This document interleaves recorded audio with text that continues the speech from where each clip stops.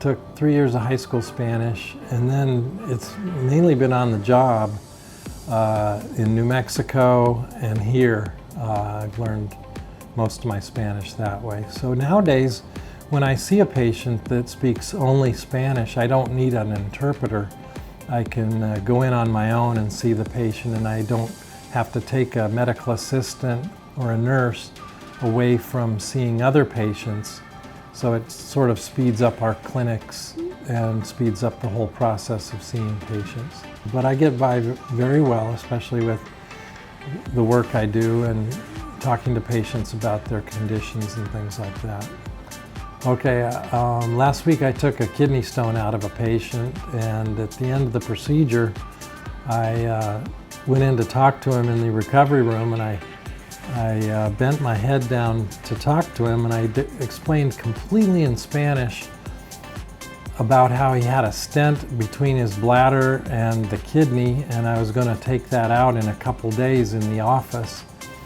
And the patient quietly turned as he was laying in bed and says to me, "I don't speak Spanish." We had quite a laugh after that.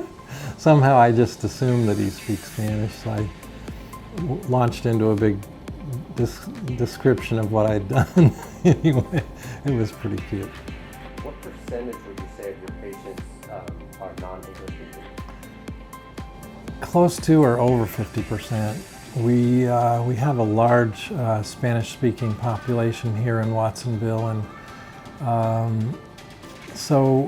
but Watsonville, almost everyone in town is bilingual, so you can still get a good meal and go see a doctor like me and still pretty much do what you need to do and not speak any English. And so it's quite a bonus to be able to speak Spanish and not have to have everything translated as you go.